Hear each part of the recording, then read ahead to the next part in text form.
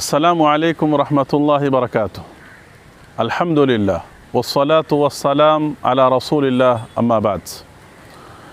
मेरे भाइयों, अल्लाह का फ़ज़ल और उसका एहसान है कि अल्हम्दुलिल्लाह हम और आप अशर ज़िलहिज के अय्याम से गुज़र रहे हैं।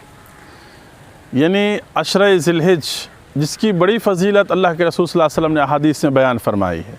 ये इस्लामी साल का आखिरी महीना है और इन दिनों की बड़ी फ़जीलत है इबादत के एतबार से, क्योंकि इन दिनों में हज जैसी अजीम इबादत को अंजाम दिया जाता है।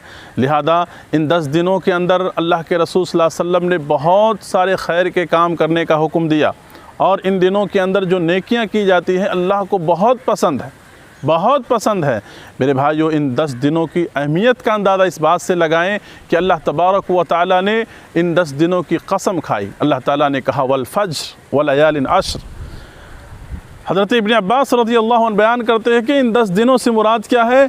इन 10 दिनों से मुराद अशर ज़िलहिज की इब्तिदाई 10 दिन हैं। तो अल्लाह ताला ने ये दिन और रात के जो सिस्टम बनाए हुए हैं उनमें से बाज़ दिनों को अल्लाह ताला ने जो फजीलत दे रखी है ये हमारे और आपके लिए खुशनसीबी की बात है। लिहाजा इन 10 दिनों के अंदर हम इन 9 दिन अल्लाह के रसूल सल्लल्लाहु अलैहि वसल्लम इबादत रोज़ा रखा करते थे, हम भी रोज़ा रखें। अल्लाह के रसूल सल्लल्लाहु अलैहि वसल्लम की सुन्नत रही है कि अरफ़ा का रोज़ा यानी 9 ज़िलहिज्जा का रोज़ा, जिसके ज़रिए से आदमी के 1 साल के अगले पिछले गुनाह माफ़ हो जाते हैं। मेरे भाइयों, इन चीज़ों को मिस ना करें। आप इन दिनों में सदक़ा व खैरात करें, नमाज़ों की पाबंदी करें, आप तिलावत कुरान करें, तस्बीह और तहलील करें, बार बार ज़बान पे ला इलाहा इल्लल्लाह इन तमाम कलिमात को पढ़ें और तकबीरात अल्लाहु अकबर अल्लाहु अकबर अल्लाहु अकबर ला इलाहा इल्लल्लाह वल्लाहु अकबर इन कलिमात को आप दोहराएं। इसी तरह सुबहान अल्लाह अल्हम्दुलिल्लाह इन कलिमात को ज़्यादा से ज़्यादा हम बयान करें, अपनी ज़बान पर मसरूफ़ रखें इन तमाम कामों के अंदर। लिहाजा मेरे भाइयों, इन दिनों को उम्महातुल इबादात कहा जाता है। इन दिनों की इबादत अल्लाह को बहुत पसंद है,